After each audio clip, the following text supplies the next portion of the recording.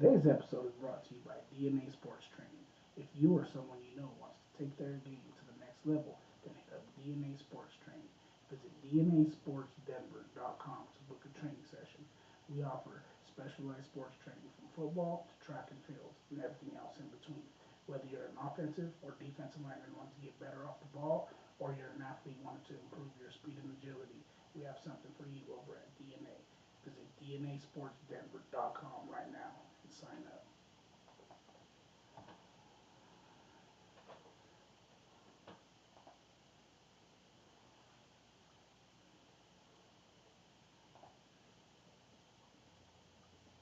Yo, Yeah, what's happening, dog?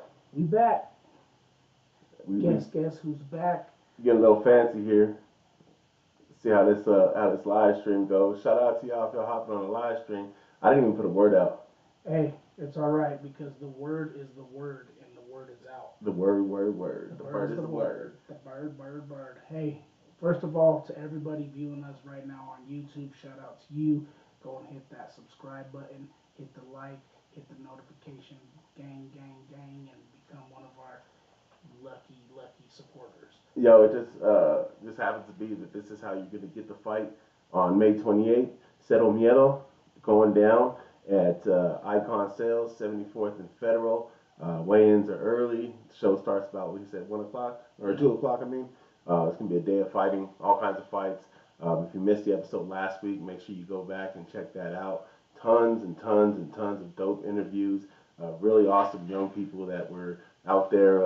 They were flexing a little bit, man. They were kind of showing their personality a little bit, and they were humble, but at the same time, they were very confident. So it was cool to meet them young guys and gals. Yeah, and that's what it is, man. Like, come out and support the young athletes, right? We're not saying you have to come out and support us necessarily, but these are young kids that are out there putting their body on the line for you, the fans, the viewers. And like young Ezra, it's his first go at it. Some of these kids, it's their second, third fight. So some of them are seasoned. Like our boy X over there. He's seasoned. Our boy No, he's seasoned. So it's gonna be a great night of fighting, though, man. I'm excited. I know you're getting excited. Yeah, and our boy Mike, he's already entrepreneur in it and selling shirts. So if you're there at the live event, make sure you check out his booth and get one of his shirts. $18. Support these young men that are trying, and you ladies. Shout out to Gia and Gigi. They just support them while they continue to grow within this sport. Show them the love and elevate them, and show them that the hard work that they're putting in is worth it. Right? They're not doing it for nothing. They're doing it for themselves and to get better at the sport. But they also should be doing it for some fan support. So go and support them. As always, man, make sure you hit up DNASportsDenver.com. Dog, I'm getting a little fancy with it, dog. Got the website up on the live stream, son. But make sure you visit the website, book you a training session, visit the podcast, get caught up with what we got going on over there, man. Tons of stuff. I know we're getting into fall football here already, and it's not even summer yet. I just finished track season, man. Shout out to our 4x200 relay team. They're going to state. They'll represent on Thursday. Be able to race for a chance for a state championship, man. So that's pretty dope for them. That is what's up. But make sure when you're on that website, you also get some merch. Because look at that logo right there, man. It's popping nice on your chest. We got other things, hoodies, beanies, whatever you need. That's right. Check out DNA Sports Denver. Get you some merch. Get you looking right. Speaking of track, man, I got to give a shout out. I got to give a shout out to my niece, Faith, man. This was her first year in track. She placed third in the 400 meter and the 800. So that's dope. Shout out to her for going out there. Really, this is her first time in track. Really, her second, third sport, period. And she's just growing into a young, great athlete. And I think the sky's the limit for her. We'll have to get her. Hooked up, bro, so we can teach her how to throw. For sure. Throw discus, throw shot, throw like a girl. It's always awesome to get the young ladies out there throwing, chopping, and discus. Shout out to my girls this year, man. It was you seen the pictures, bro. I was a proud coach that on Saturday and Friday, man. It was an emotionally wrecked day for me Saturday, dude, because some of my seniors are going out, and then it's just how it is, bro. When we're there for a long season, man, you build up that camaraderie, that love. You guys see each other 6 days out the week, and it's I tell them all the time they're like an extension of my kids. So it was fun though. It's great to see the progress we had this year. Yeah, for sure. I seen Scott, and he was kind of. We were talking about how he was in, and then out, and then there was the one more meet for him to try to get Yeah. back into 18. So he was kind of worried about that, but also just doing his thing and letting it know that he was going to compete regardless. That's right. Finish out the season however he finished, and what he did this year is still an accomplishment. Needless to say, whether he made state or not. Yeah, that's what I have to tell him, dude. Not just him, but like one of my guys, Miguel. He's man, he's hard on himself, and he expects a lot out of himself. And on the one hand, I'm excited about that because these kids have come to find certain success as customary and not just a surprise anymore. So they're extra hard on themselves, and they really take it hard when they don't perform up to snuff or to where they should be. And sometimes well, not sometimes, but most of the time, the negative and bad feelings always stick out more than good feelings. So as a coach, it's my job to be like, hey, you know what? I know this was bad, but look how far you've come this season. Look what you've done this season. I mean, Miguel, man, like all my guys, Miguel, Frankie, Scotty, they were all just barely pushing 100 or just under 100. And this year, man, they were all pushing for that 120 mark. In practice, we're hitting like 115, 120s all the time now. Scotty's like living in the 120, 130, and he's just right there on that edge to actually make it into state. So, it was a great season, but to all good things must come an end. So, unfortunately, that's where we're at now. Yeah, you know what? That's crazy that you brought it up about him being an athlete who really cares, and it's a good thing because if our viewers out there want to go check out an episode a few weeks back, we actually talked about what kind of athlete would we prefer. Oh yeah. A kid that, tried his hardest regardless but wasn't the most talented kid, or the most talented kid in the world who was kind of lazy and didn't want to try because he thought his talent was going to take him places. Kind of just going through the motions and not really kind of living by off their talent. And yeah, man, I mean, it just lets me, dude, as a coach, like, it drives me nuts sometimes, but at the same time, it makes me super excited because I know that they care, and I know that they're wanting to do whatever they can to make sure that they're performing at top level, and they're like, coach, you proud, or coach, you pissed about me, you disappointed? I'm like, no, dude, don't worry about it. We're good right now. Just do what you guys do, and I'll be here to cheer you guys on and coach you up where you need to be coached up. So it's tough, but it is what it is. We'll get on to another one. We're already planning on going to a little camp here in June, the end of June. Yeah, so, man. So it's on to the next season. That's what it is about sports. Yep. People are always like, "When's your season start and when's it end?" It doesn't. For a coach, man, it really there is never a start or an end. Like you might get 2 weeks. Yeah, where the last one finishes, the next one starts. Yep. You're always working to the next season. So there's really no rest for the wicked, as they would say. But also wrapping up is hockey. I didn't even realize they were still playing hockey, man. There's hockey going on? Yeah, the Kraken are still doing their thing. Freaking Avalanche, dude.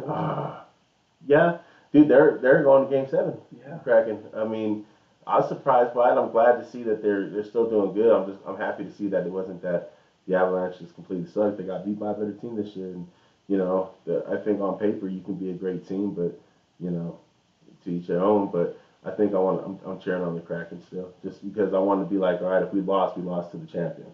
Yeah, and then when you talk about one season ending and the next season starting right when the other one finishes, we're already right there knocking on the door of mini camps. So I know they have rookie mini camps going on throughout the league right now, and I put some. I don't know if you've seen the rundown, but I threw some NFL stuff down there too, just because the NFL is like a 365, 12-month a year freaking business now, and so you can talk about NFL all the time, but mini camps already open up before like training camp gonna be opening up before preseason will be here, and then next thing you know, it's on. It's on and cracking. On and cracking.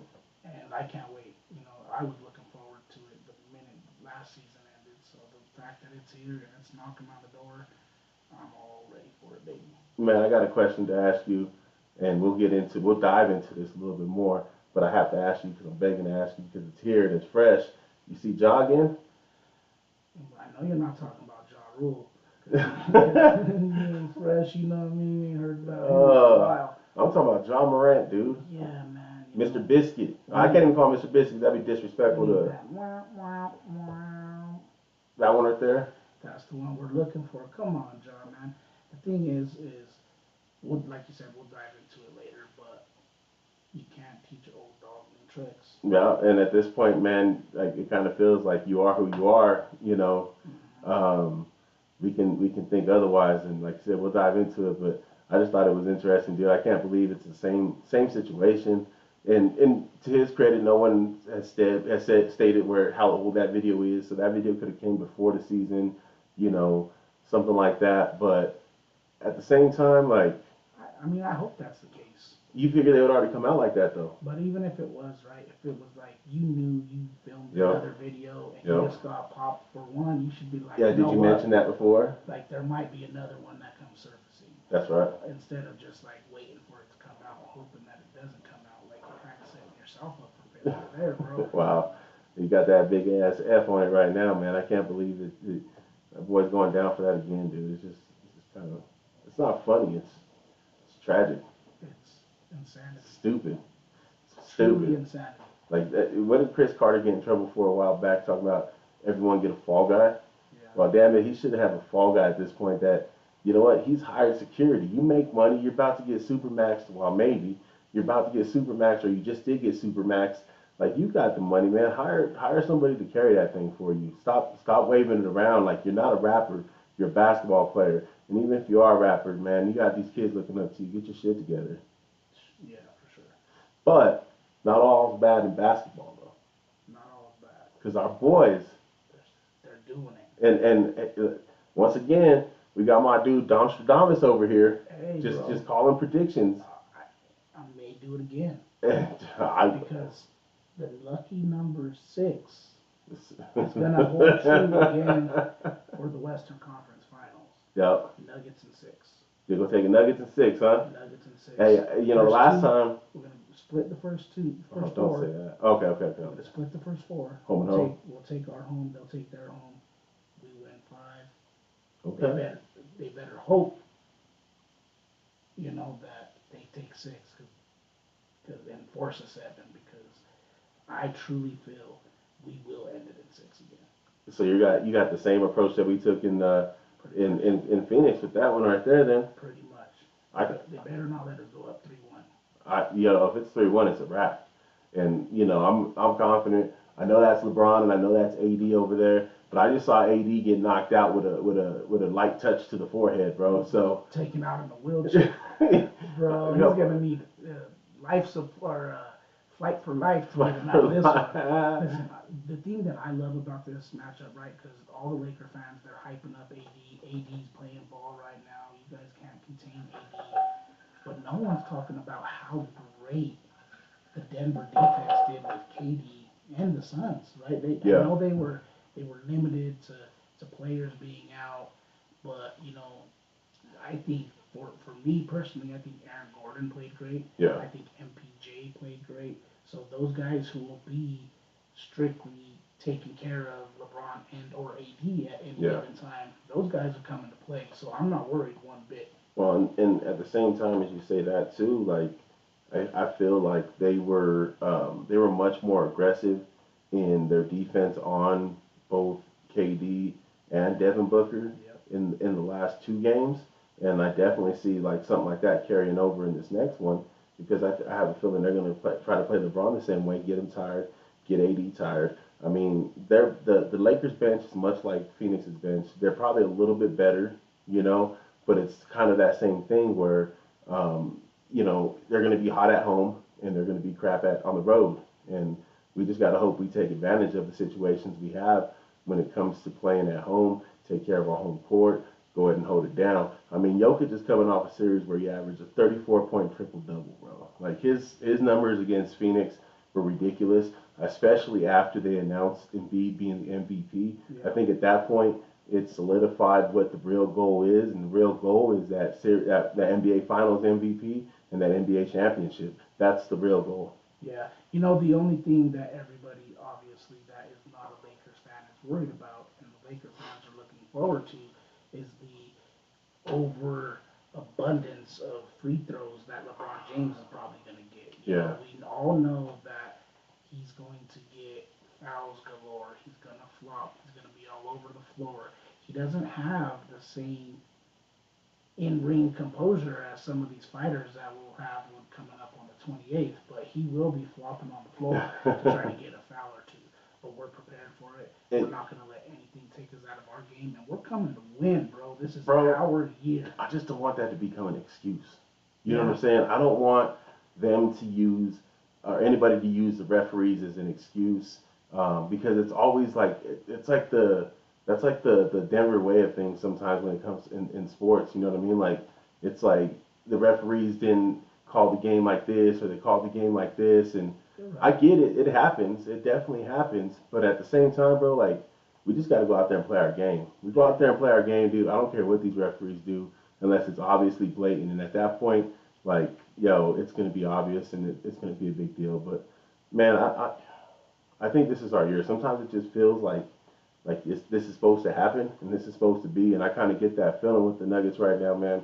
They're ready, and I like your Nuggets in 6 because I know it's not going to be easy. But you said it. If they go down, if the Nuggets go up 3-1, Game 5, we got to close it out. Yeah, and we can't be looking like Philly in the supposed MVP and being up 3-1 and then losing that thing. I really think we have to get it done in 5 or 6 because I think that the Celtics are going to get it done in 4 or 5. Man, and on that note, I want to make sure we hit this little promo real quick before we go on down. Okay. I want to make sure, big shout out to Icon Boxing. Yo, Sunday, May 28th, Icon Boxing proudly presents Cero Miedo, the 2023 show for the bouts. This is going to be an amazing event for fight fans of all ages. They're going to have custom ring walks. They're going to have these beautiful bouts. And of course, the thing that we're definitely like pretty damn excited about is they're going to have commentary by your boys here at DNA Sports. That's right, baby. So make sure you guys come out. We'll have some tickets. Tickets will go on sale on Monday. I was talking to Mario. We're going to stop by there this week. Today, actually, is when they go on sale. But we're going to stop by there this week and go film a little bit of training and go say what up to the fighters and kind of poke our head around a little bit. But he has some tickets for us to pick up, and so we'll have a little bit of tickets that we can hook you guys up and sell them to you or whatever. You got to get you connected, and then we'll get you guys there. But May 28th, Sunday, it's going down at Icon Sales, 74th and Federal. Cero Miedo, 2023 Fight for the Belt. And again, if you can't get a ticket because they do sell out quickly, Mario has the best events in town. So they're going to sell out very quickly. But if you don't get a ticket, don't worry. We got you. Yep. Because it will be streamed on our YouTube and on our website. So make sure that you're checking out DNA Sports Podcast on YouTube and DNASportsDenver.com. Hit the like button, hit the notification button, so that way you get updated as soon as we go live, so you don't miss a fight. And if you're on the live stream right now, you're where you need to be. That's right. You found yourself in the right place because that's where it's going down on Sunday, May 28th on the YouTube channel, DNASportsDenver.com. Make sure you're there. And we want some interaction too, so if you're on the live, drop some comments. We might be watching the live feed during the day to see if there's any comments that pop up that we want to chat with you, the viewers, the listeners, right? If you see a fight and you don't like the outcome of the fight, maybe you want to drop a comment in there and see what we have to say and get our opinion on whether the fight went the way it's supposed to go. Because you know boxing, you know that on the 28th, unless you're MCF and you plan on knocking somebody out, you can't leave it up to the judges. Well, and you know, with that being said, they're giving away a couple big, beautiful trophies for Fight of the Night. So that's also a chat. The chat on the live stream is also a place where you can voice your opinion as to which fight you might have thought, yo, that fight with MCF, that was the fight of the night. Or, yo, that fight with No, that was it. Or, yo, Gianna killed it. Gigi, what's up? That's my fight of the night right there. So make sure you're tuned in because it's a perfect opportunity to interact with DNA. We'll be excited to interact with you guys, that's for sure. I'm super stoked for it. And also, man, we talk about it all the time, but if you want to interact with this podcast and this live stream, make sure you go to DNASportsDenver.com/AskDNA. and take part. Mention something that you want to talk about. Mention something that you want to hear on the podcast. Let us know what your thoughts are, what you're thinking, and let's get you upon this thing. But yeah, It could also be an athlete, right? If you're out there, you're unsure of what kind of session you want to book, but you know you want to improve your game in some capacity, reach out to us. that's right. Tailor made any kind of session for you to improve you as an athlete. All right, we're not looking to improve you where we just want to improve every single athlete. We want to improve you where you need to improve. So make sure you hit us up at dnasportsdenver.com. Hey, just to piggyback on what you said right there, if you're an athlete or a company that wants to participate, get on the podcast. Maybe you sell a product. Maybe you got a new album coming out. Yo, put it in our ear. We want to get you on. We started this thing, in addition to kind of supplementing and supporting what we do as DNA Sports Training, but also to be part of the community because the community is big to us, and you can't have unity without the community. So, yeah, do your thing. So, Don, we're talking a little bit earlier about the fights, and if you haven't seen the episode 32, make sure you go to the YouTube channel, go watch it, or go to the Spotify, Apple Music, or excuse me, Apple Podcast, Jesus, wherever you can take that in and go listen. But there were some great interviews last week. You mentioned your boy MCF. We mentioned Gigi. We mentioned X. We mentioned No. It's going to be dope. So if you guys haven't, go play catch up to our rap list real quick. Guys, and just so you know, right, that's just a few of the fights that have icon fighters within the bout. That's right. There's going to be multiple fights there. Mario doesn't just open this up to only icon boxing. That's Whoever right. wants to compete, the doors are open. So there'll be fights ranging from 8 years old all the way up to 33. So make sure you're there in the building watching the action because there will not only be young athletes, male and female, there'll be adults as well. So come and check it out. Yo, so real quickly, man, we were talking a little bit earlier some NFL stuff, and you were like, yo, when I hit you to ask you what you want to talk about on the pod today, you were like, yo, we got to make sure we hit up free agency and some of the free agents still available. So what you thinking out there, man? Who's caught your eye so much that's got you wanting to chase down these afterthought free agents? Well, I mean, there's a couple, right? Okay. Obviously, we talked about, I'll keep it specific to my team. We talked about maybe Dalton Reisner moving around and where he might land up. I'm very, very intrigued to see if maybe Vegas wants to make a play for him, bring him in. I think that'll be a great fit with what we're trying to do. We also had Marcus Peters visit the Raiders today. Okay. And that's definitely an area that we look to improve all the time. We've gradually been improving our defensive back room, but we are nowhere where we need to be. We need a lot of improvement in that area, especially when you play counterpart to teams like Denver, who have Patrick Surtain and company. So you got to keep up with defensive backfields like that.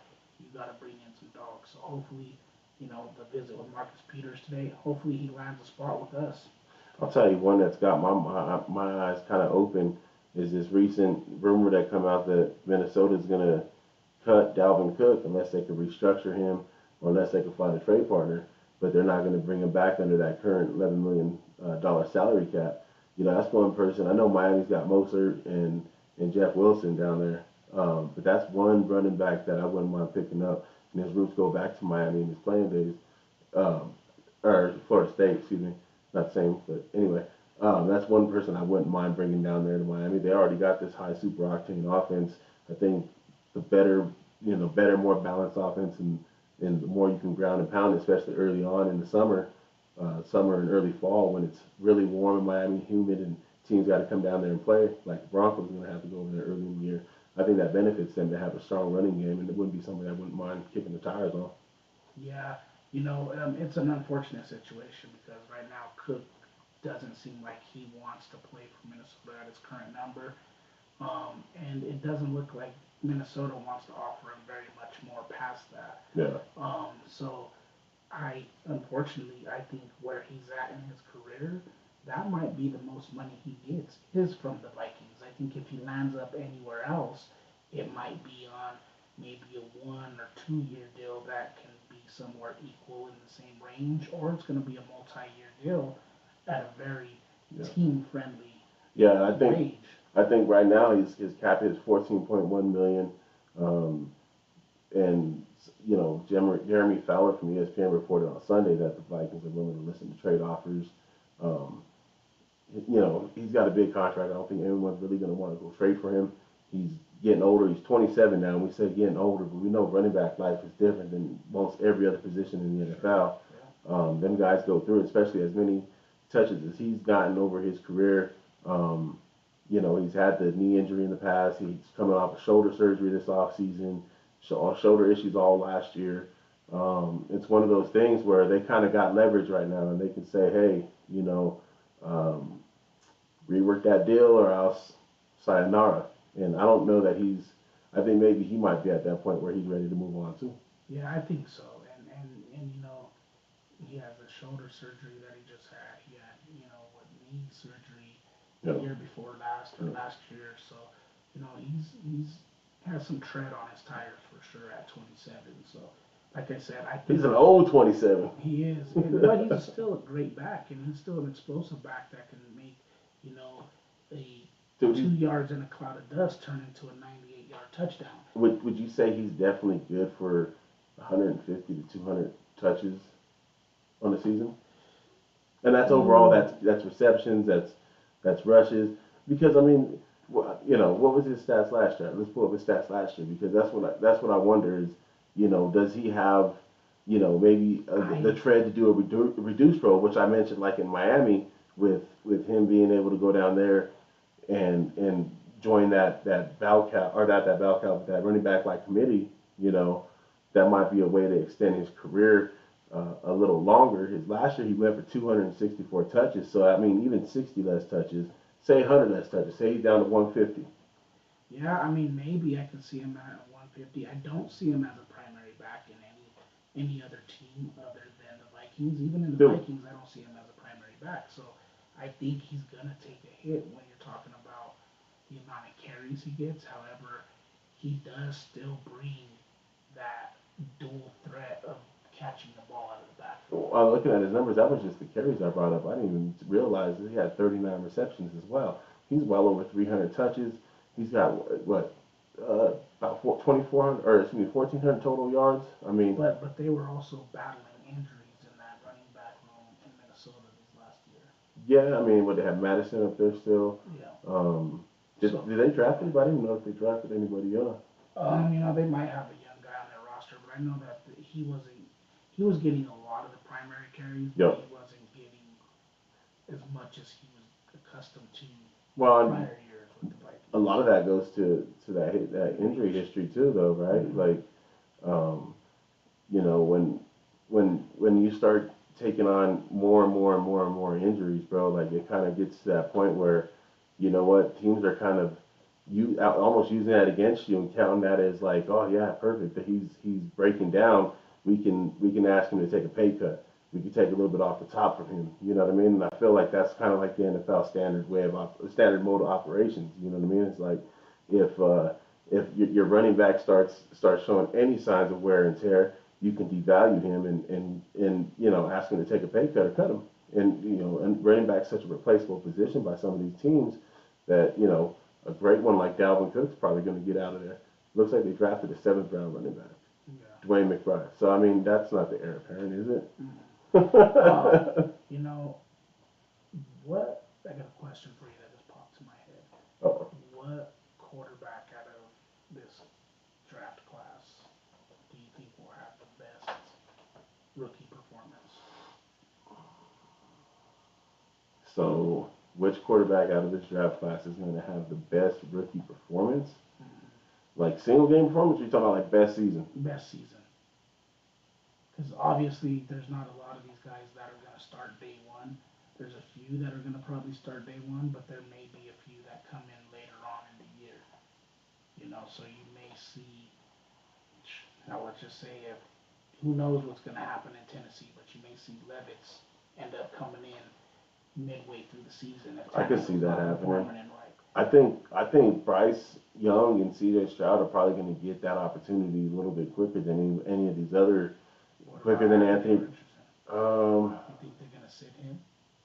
they just brought in Gardner Minshew, But and did they bring Gardner in to be a backup, which he's, I mean or did they bring?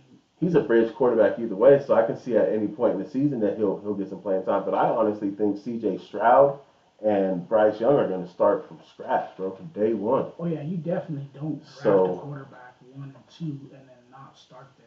But you also probably don't draft a quarterback 4 and not have This- plans in starting him. So This is true, but I also think they signed Gardner Minshew with that mind to let him play this year and giving Richardson as much because he's the rawest of them all. He's got the most upside, but he's got the most downside. I can see them drafting him and signing Minshew with the idea of, hey, Minshew, you're probably, the plan is to go with you the whole season.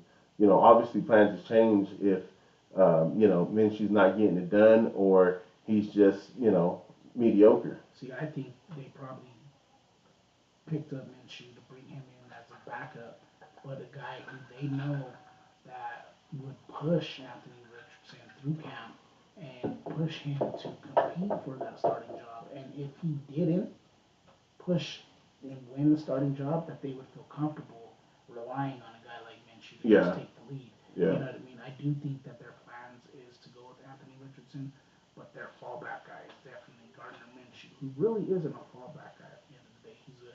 He's a proven quarterback.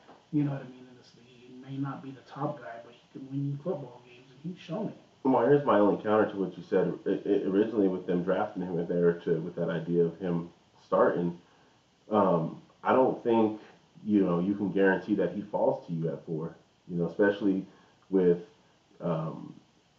Arizona's willingness to trade out of the 3rd spot. Like it's very possible someone can have swooped up there. Say a Seattle, say even the Raiders.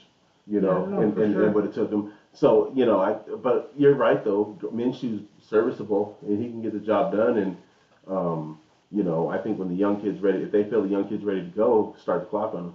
Yeah, for sure, you're right. But I think personally for the Colts, it wasn't the best guy available type of thing. It was the best quarterback available at 4. We're taking him because they knew it was either gonna be Bryce Young, C.J. Stroud, or Anthony Richardson. Right? They knew there wasn't going to be another quarterback to go above that. And if there is another quarterback to go above any of the 3 names I just mentioned, then that means you get a maybe Bryce Young or C.J. Stroud. Well, let's go back to the meat of the question you asked. You asked which of these new quarterbacks are going to make an impact, right? And looking at it, Bryce Young and C.J. Stroud, we kind of said they're going to probably start from the jump. Anthony Richardson probably come away mid through season, right? Well, they got 4 years plus a 5th-year option to be in 1st-round picks. Mm-hmm. Will Levis doesn't. You're right. He's a 2nd-round pick. You kind of got to know. You can afford to be a little bit patient, but if Tannehill's not getting it done, and the other kid from Liberty, I forget his name, he's not getting it done. You got to start the clock on Levis because you got 1 whole year less. And obviously you could franchise him after that 4th year or whatever, but you kind of got to know a little bit sooner than some of these other teams. If these other teams got the benefit of having that 5th-year option to be able to kind of be like, oh, you know what, we don't have to start the clock on him until mid-season.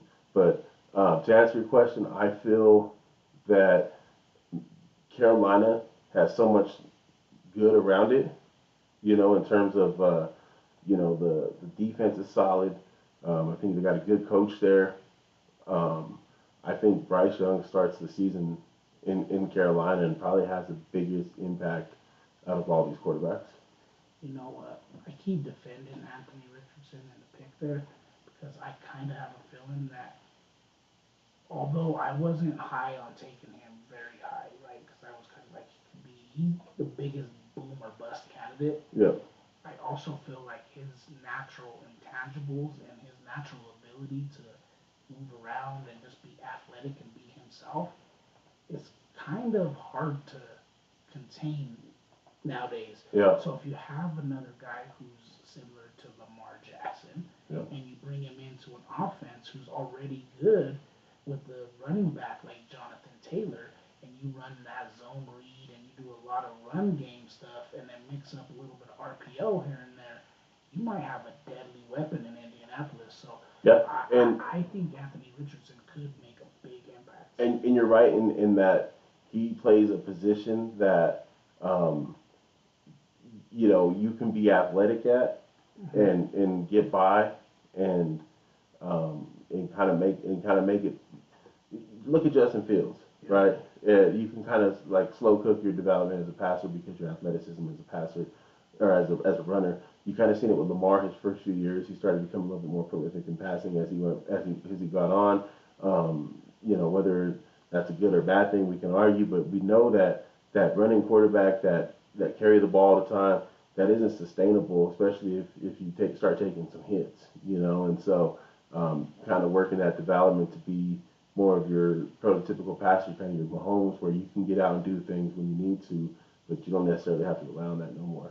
One that kind of intrigues me, bro, from this draft class this year is Hendon Hooker going to Detroit. With Goff there, obviously Goff's the plan this year, but I think you give yourself a little bit of an opportunity to develop this kid. He looked really good at times in college with Tennessee this year. Like he had a really good season until he got hurt. There's obviously something there that if they can develop that can be kind of like that Dak Prescott of this year's draft, where he fell obviously for personal reasons, but Dallas swooped him up, had like a year to develop him behind Tony Romo, and then it came down to it. Hey, you got to play, and he went out there and did his thing. You know what? And you might be right, bro, because in all honesty, there are still a lot of questions about does Goff have the football IQ to really break down defenses? Yep. And if he comes in day one and shows that he has a lot more football IQ than Goff, he may win that job. Yeah. So I think there will be a lot of open competition within a lot of training camps this year for quarterbacks because there's a lot of talented young guys. It's kind of weird how like it's kind of like a shifting of the guard. Mm-hmm. Like a lot of you see Matt Ryan is signing up to do TV for CBS. Yeah. And he said he's not calling it retirement, but I think the league kind of forced him to retire. Come on, Matt. I'm trying to sign you. One of the biggest sleepers, though, I will say, is probably Aiden O'Connell, drafted by yours truly. Oh my God. But if I have to hear about another Raider sleeper, remember that name. Hey, question. Answer. You got my text message the other night. Maybe. Raiders and the Dolphins in Miami. I did see that. On like November, like the first weekend of November, or the second weekend of November. Ooh, I did see that. We'll have to look. That is DJ's birthday now that you just say when it is. Bring him with us, dog. Yeah, he'll have another birthday. Hey, were you at his previous birthdays? Yeah. Well, so you can miss one. I know. But before we move on, we kind of mentioned hockey just a little bit. Yep. And I just want to give an update, right? Because we were talking about the Kraken and the Stars that actually ended, and the Stars took that series. Oh, they finished it tonight. Yep. Stars won 4-3. Vegas also won their series against the Oilers 4-2. Just give an update. Final four, right? Carolina. And you also got Florida. So Florida, Dallas, Carolina, and Vegas to battle it out to see who goes to the Stanley Cup. Who do you got? I got. Because I know you don't. You probably get your skates on, but I don't know if you get your skate on. No, you know what? I'm gonna go with Dallas. You're gonna take Dallas, huh? I'll probably take Dallas. And I don't know about Vegas too. Yeah, I'll probably take Dallas versus Florida. Florida last year won the President's Trophy, had the most points in the league. This year they were the very last seed in the Eastern Conference. Knocked out the number 1 seed in the Boston Bruins. Knocked out the Toronto Maple Leafs, who won a series for the first time in forever. And I think they're going to ride that wave all the way to the Stanley Cup final. And I think they're going to lose to Las Vegas. Hey, I'm not mad at that, but hey, as long as they get there, you got to win. If you're not first, you're last. Dude, could you imagine how exciting it would have been if the Avalanche were still in there playing Vegas in the West Finals, while the Nuggets were playing the Lakers in the West Finals, and Man, it's been popping all the way through Ball Arena. It would have, but we ain't built for it this year. We weren't. We took No. too many blows. Like as much as we Might have wanted to been see doing if, some blow up in the hotel yeah, room. we wanted to see if McKinnon could lead them all the way through. It, Yeah. at the end of the day, just one man can't field the whole army. So you know, it is what it is, It happens, bro. You know, it happens. But these Bro. Nuggets, though, about to win it, though. bro. Before So, we get to the Nuggets, I gotta ask you a question. what's a Did you happen to see Martha Stewart gracing the cover of the SI swimsuit Did I? edition? Ooh, Got it up on the screen right now. Martha Stewart is the oldest Sports Illustrated swimsuit cover model at 81. And she's encouraging all older women to look good and feel good, right? And you don't have to cover up because you're older, right? There's a cup of tea for everybody. Show it off, Martha. Do what you do. You know, you went from prison to cooking with Snoop to Sports Illustrated, baby. I love it. Do what you do, Martha. Hey, I don't think they sold them threads in her Martha Stewart line, bro. I think it's bullshit. Nah, I feel the same way, bro. You know what? Age ain't nothing but a number. If you want to be a gilf, go be a gilf. Um, you know, do your thing. I definitely support it. You know, she's become a kind of cool character, dude. She is, bro. Like, I think you have to She just ain't snitch. respect the story, right? Yeah. You have to respect the grind, the struggle. Like, you know, you would think that any other woman from her background and things of that nature would totally turn state, right? But she Yeah. held it down. She did her time, and then she came out and she was bigger than ever, almost like because Martha Stewart was big before, Yeah. but when she came out, it was like she was embraced by everybody at that point, right? Hip hop embraced her. That's because she went to prison on some bullshit, dude. Like, she went to prison because someone gave her a tip about one of her stocks was going to take a dive. Fucking Nancy Pelosi and all these politicians, dog, they've been making a living off that shit for years, dude. So, like, Wow, right? Don't you they know, got billions? yeah, bro. So that's why people respect her. They're like, you know what? She didn't go to prison for some, you know, for some pedo shit or, you know, some off the wall stuff. All she did was got a tip from a friend, and, you know, got in trouble for it. So, you know, people understand, people respect that, and she's been a hustler forever, bro. I mean, people have her linens in their closet now forever. So, And people are gonna have this Sports Illustrated magazine in their Yank collection forever, probably. You never know. There's some people out there that, like I said, they don't even make magazines too much anymore, do they? they don't. But I mean, she's on the cover of all of your social media outlets when you go look up the All right. Sports Illustrated edition. I don't want to do this to you, dog. Oh, brother. What do you rate that cover? Of all time? Not all time. I just like, you know, on a 1 to 10. Well, are you talking about like just the history of it, or are you talking about? I'm talking about back cover with Martha on it. Okay, so just for the history aspect, it's up there, right? First woman, first 81-year-old, the oldest 81-year-old woman on the cover, the only 81-year-old woman on the cover. But you know, let's talk about the photo, right? You know, it's real classy. She got this one piece on. I didn't tell you to describe the damn thing. I said rate it. It's not giving away too much, but it's also not closing the curtains on you. It's kind of giving you a glimpse at what you might be able to see. And then she got this nice, elegant little draped over coat. I rate it for Martha in comparison to all the others. Oh, I'm gonna get killed either way. you Either way. already done took it past the point of no return, bud.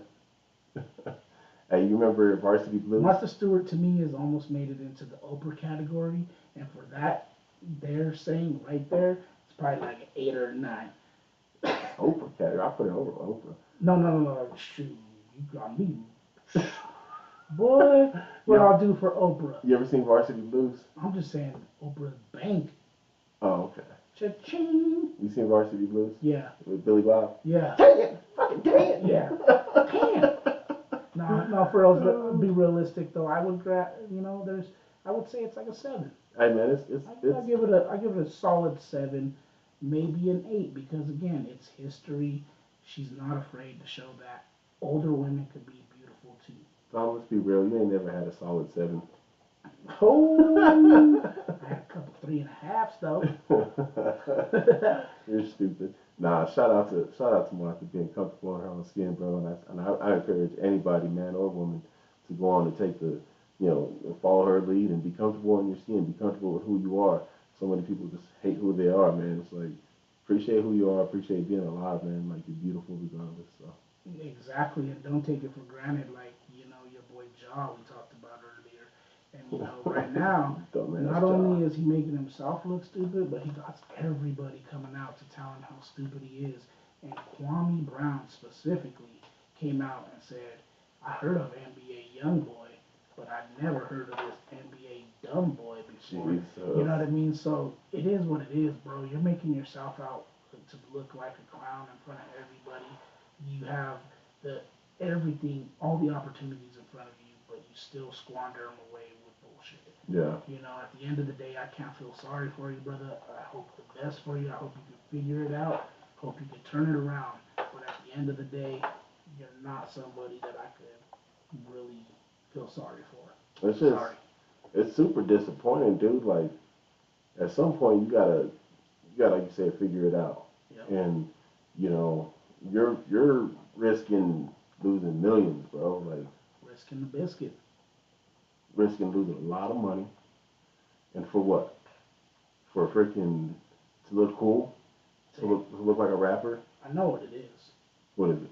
It's the prison that The Longest Yard was filmed in is actually recruiting for the Mean Machines new team.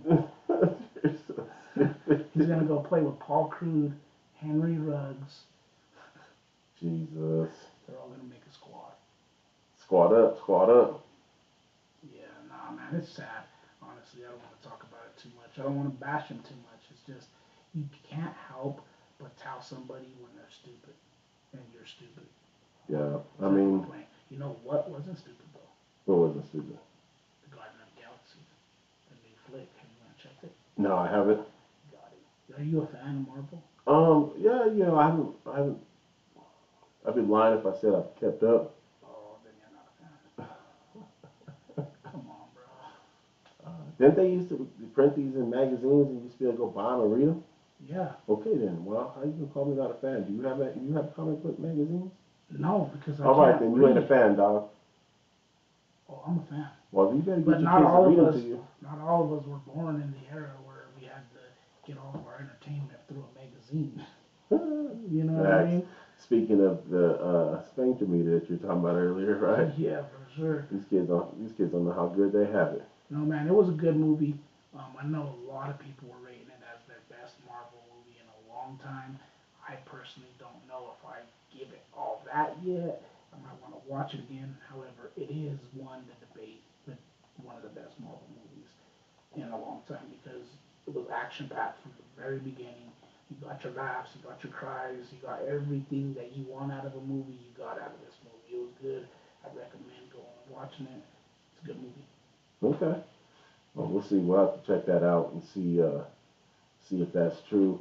I'll break down and watch it. I didn't watch Garden of the Galaxy 2, but I'll go back and watch Garden of the Galaxy 2. My bad, I'm not a fan, allegedly. I'm sorry, dog. It's just, well, I don't know what I'm doing with you. Hey, you know what? You just don't give up on me, bud. And just like I don't ever give up on none of these folks out here following us and watching us along. Yo, this one's been a very experimental one today. I didn't even get a chance to put down a mailbag question, and of course, we didn't get one this week. So, do you got a mailbag question that you can think of off the top of the dome? I do. Let's go. Who will be the leading scorer in both conference final games? In the whole Series. Oh, sorry, dude, you know series. what? Before we go, I'm sorry. Before we get into that, Remember that question. Who's going to be the leading scorer in both series? I didn't even ask you what you thought. We got the Nuggets, but we didn't get the Eastern Conference. Oh no, I did. You didn't.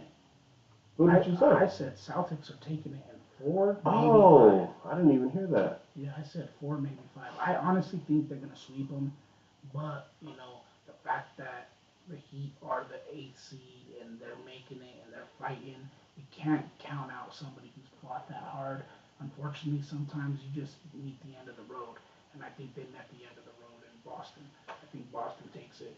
I got 2 words for you. Game 4, game 5. Yeah, I got 4 words for you. Excuse me, 2 different sets of 2.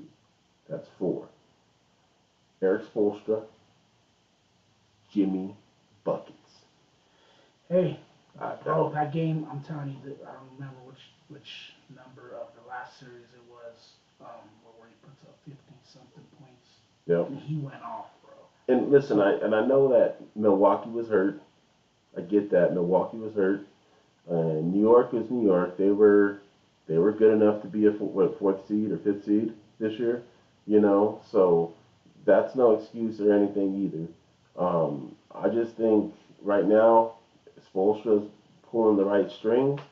Jimmy Buckets is probably the second best player in the playoffs right now behind Jokic, and I think Miami's going to come out. It's going to be what it should have been in the bubble. It should have been Denver and Miami, and I think the Nuggets win that series in 5. Now, that being said, for your Eastern Conference, although I think Jimmy Buckets is actually, yeah, that's what I'm going with. Jimmy Buckets is going to lead the Eastern Conference in scoring. I think Tatum's going to give him a good run for it, and Tatum, it wouldn't surprise me if Tatum actually led in scoring on a losing effort. Yeah, if the Heat do win, it's going 7. Yeah. It's going 7. If it goes 7, the Heat ain't winning. I'm telling you why. Because they're not going to win it. They're not going to win a deciding game in Boston. But this is what's going to happen. The first 3 games are going to the Celtics. Bro, did you not see Jason Tatum on Sunday against Philly? It doesn't matter. Hitting 51 in a closeout game? Listen, if the Heat want to win that series, it's got to go 6. They're not winning Game 7 on the road in Boston. That's why I told you it's going in either 4 or 5. So you're arguing with somebody who agrees with you. I think the Celtics get it done in 4 or 5. I think they take the first 3, and maybe the Heat get one out. Bro, I think you're underestimating the Heat, boy. No, I'm not. Here's my bold prediction. The Heat are going to split the first 2. Okay. They're going to win one in Boston. Probably going to steal Game 1 because I think the Celtics are coming in off this high, and they've been a team that's been inconsistent with their approach. Big win, have a big letdown, pick up another win. Now, they closed out Game 6 and 7 properly because they weren't looking good. Philly was up 3-2, ready to close that thing out with about half of the 3rd quarter left to go in the whole 4th quarter, and then Jason Tatum came to life, and then Jason Tatum showed up and scored 51 in Game 7. So, yeah. I think the Heat are going to steal one at home at Boston, and then they're going to come back to Game 6 with a chance to win it, seal it off, close it off, and they're going to do it at home, and they're going to face the Nuggets. Nuggets are going to win in 6. Okay? They're going to beat the Lakers in 6. Jokic is going to be your leading scorer. Okay, he's going to average another triple-double. Maybe won't be a 30-point triple-double, but he's definitely going to average another triple-double. And then the Nuggets are going to take out the Heat in 5 games. Okay, so 6 games, excuse me. This is you ready for my rundown? Yeah. Nuggets in 6. Okay. With Jamal Murray as the leading scorer. Ooh. I think the Nuggets, in order to finally break this curse of the Lakers kicking our ass in the playoffs, we are going to need Jamal Murray to come up big consistently. Okay. And I feel he will. As much as I have been his biggest critic all year, I think he will be the reason why we are in the finals. He will be the leading scorer of this series, closing it out in 6 games. Then I think the Celtics are either going to get it done again in 4 or 5 with Jason Tatum as the leading scorer. And then the Nuggets are sweeping whoever they play in the finals. So who's MVP? Of the finals? Yeah. Come on, bro. we've been saying it since they took the regular MVP. Bro. It's going to be Jokic, bro. And if it goes to anybody else, they're just foolish. Now, your guess about Jamal Murray being the leader, points leader, scoring leader in the West Finals, I don't think that's a far-fetched idea. I honestly don't envision Jokic averaging 30 points over this series. I think this series requires him to average at his 24 to 25, but I think where he's going to come up big is in his rebounds and his playmaking. If he can be a playmaker, and that starts with the two-man game with Jamal. And I notice he likes to get Jamal going early, and if we can get Jamal going early, knocking down buckets, um, that if we get Jamal from the Minnesota series versus Jamal from the Phoenix series, he was decent in the Phoenix series, but he had a couple of games where he was really bad. There's no way the Nuggets are losing. We're halfway home. We've got eight. We got 8 victories. We need 8 more. And if Jamal and Jokic can average, what they've done over the course of the playoffs, and you get any kind of contributions from Aaron Gordon, Michael Porter Jr., Bruce Brown, Christian Brown, it's a wrap. Yeah, no, I totally agree. I personally think that we're gonna see bubble Jamal. So I think he's gonna kind of be unstoppable. I mean, he's kind of seen it in the Sun series where every single shot he put up was kind of going in. He had a couple games where he didn't have the proper shooting percentages or performances, but he was clutch when he needed to be clutch. He was, but the games that he was on in that series, he was on. Yeah. So I think that's playoff Jamal now too. That ain't even bubble Jamal. You're right. It is playoff Jamal. That's but just Jamal. Also, I think we need a big game from MPJ. Right, I think he needs to get us 15 to 20 points a game. He needs at least come through big once, probably about 2 or 3 times actually, in a series. And it doesn't need to be big scoring efforts. It can be just clutch play in the fourth quarter. Like, he's got to be clutch for us. Is we can't have him having a bad day beyond the arc, because sometimes he gets in these little habits of where he wants to shoot and shoot and shoot 3-pointers, even when they're not going, because he feels like he's going to get into his groove. I understand that's your role. Yeah. But sometimes that's not your only job out there, right? And you service us in so many other ways. We don't need you getting stuck in this. I need to be that guy to put up those threes all the time, because you see it in the games that we lost to the Suns. One of them he was 0 from 4 from behind the arc. Yep. So we really can't get into that competition with these guys. But I think if MPJ has a big game and we get Jamal, we will be in the finals. We got to be active on that defensive end. We got to be active. I think we're a better team when we're active.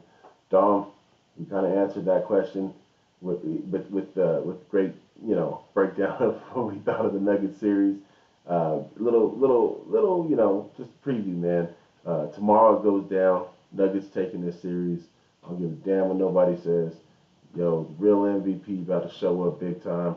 I'm excited for it.